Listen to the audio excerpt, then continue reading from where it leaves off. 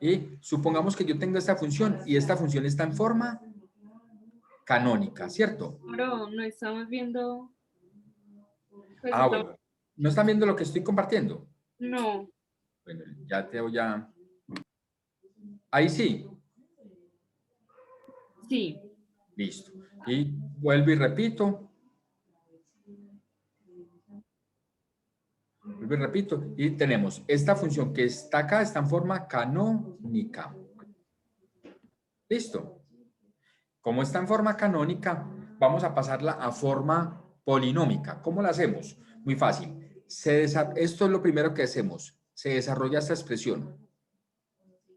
Luego se multiplica por 2. Esto es lo segundo que hacemos. Y por último, le sumamos el 4. Esto es lo tercero que hacemos. Listo. Lo voy a hacer despacio. F de X va a ser igual a... El 3, como esto no es lo primero que voy a hacer, sino que lo que voy a hacer es desarrollar esta expresión, coloco el 3. ¿Cómo se desarrolla X menos 2 al cuadrado? Esto me va a dar un trinomio. Me da X al cuadrado, que es la primera expresión, el cuadrado. Luego, la primera expresión por la segunda por el 2. O sea, X por menos 2 por 2 me da menos 4X. Y por último, este 2, o sea, la segunda expresión al cuadrado, más 4. Cierro paréntesis y más 4. Ahí está lo primero que dije que íbamos a hacer, que era desarrollar este binomio. Un binomio al cuadrado me da un trinomio cuadrado perfecto. Luego sigue, vamos a multiplicar todo por 3. O sea, 3 por x2, 3 por menos 4x, 3 por más 4. Y me quedaría así. 3 por x2 es 3x2. 3 con menos 4 me queda 3 positivo, con 4 negativo me queda menos 12 y acompañado de la x. Y 3 con el 4, como ambos son positivos, 3 por 4, 12. Y más 4. Y por último, vamos a juntar estas dos cantidades en una sola. Me quedaría así. 3x2 menos 12x más 12 más 4, 16. ¿Qué quiere decir? Que aquí están los valores que le están pidiendo. Le están pidiendo este 3, este menos, este 12, este más y este 16. Si aquí no hubiera nada antes del x2, coloca un 1. ¿Listo? Aquí vamos a mirar todos los elementos de la función cuadrática. ¿Cuántos elementos vamos a tener? Vamos a tener 4 elementos. Acuérdense, 4 elementos. El primer elemento, no tiene que estar necesariamente en orden. El primer elemento, digamos que sea el vértice. ¿El vértice qué es? Es el punto más bajito de la parábola o el punto más alto de la parábola. ¿Listo? Mauro, qué pena ahí, es que se me fue el wifi, acá no me meto. No hay problema. Listo. Y primer elemento, el vértice. Las coordenadas del vértice se llaman HK. H es el valor de X del vértice y K es el valor de Y del vértice. HK. Listo. Primer elemento, el vértice. Segundo elemento, el eje de simetría. Toda parábola tiene un eje de simetría. El eje de simetría es una recta vertical.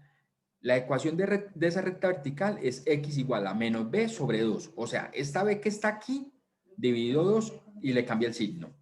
¿Listo? Esa es la ecuación de ese eje de simetría, menos B sobre 2. ¿Listo? Que obviamente va a coincidir con el X del vértice. Segundo elemento. Tercer elemento, corte con el eje Y. Acuérdese, toda parábola corta el eje Y, toda.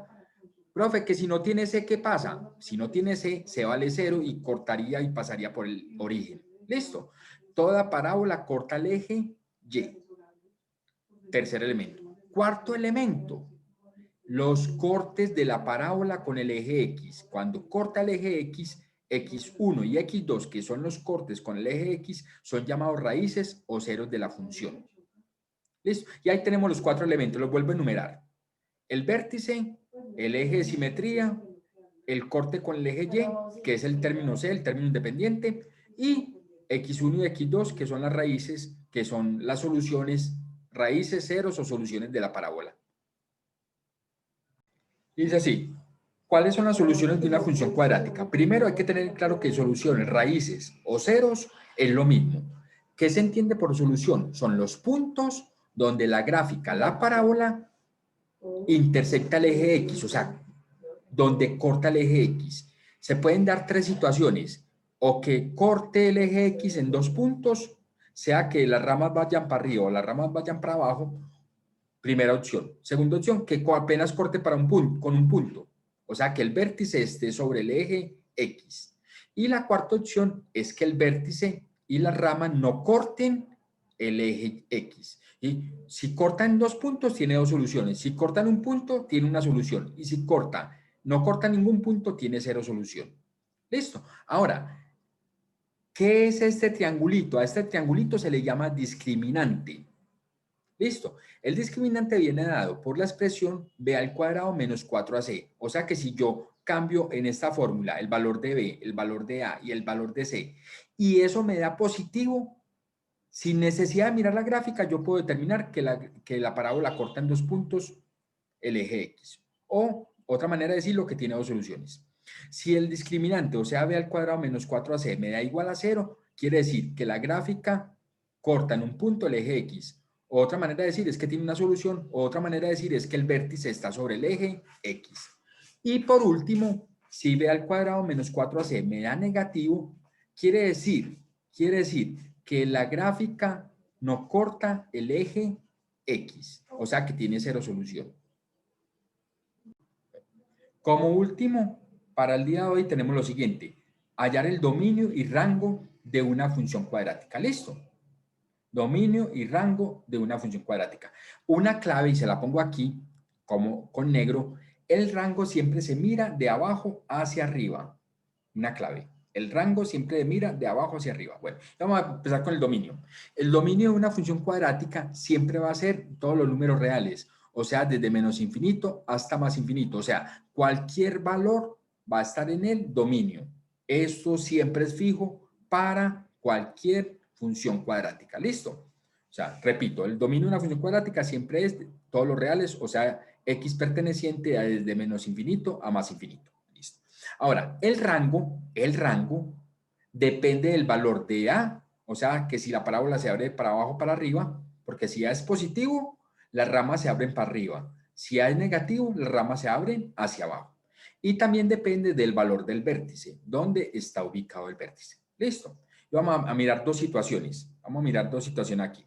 La primera situación, estos son dos ejemplos diferentes. La primera situación, las ramas se abren hacia abajo, o sea que este punto del vértice tiene un punto máximo. Me interesa el valor de y, o sea que el valor de y aquí es menos 3. Como las ramas se abren hacia abajo, los valores que va obteniendo la y siempre cada vez van a ser mucho más pequeños, hasta llegar a infinito para abajo. Como el rango siempre se toma de abajo hacia arriba, abajo estaría menos infinito, ¿sí o no? Aquí estaría menos infinito.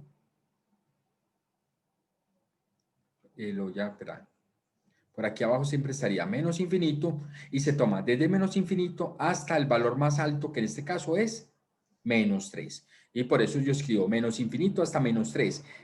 Este menos 3 debe estar con corchete. ¿Qué quiere decir con corchete? Que se incluye.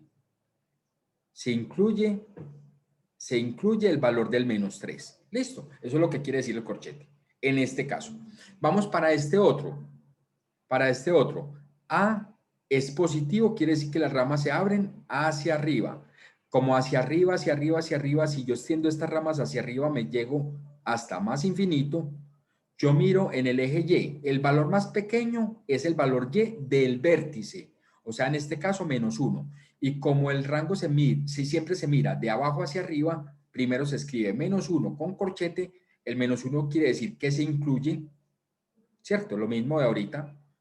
Si está con corchete se incluye, quiere decir que va desde menos 1 hasta más infinito. Los infinitos siempre van con paréntesis. Y ahí está el dominio y rango de una función.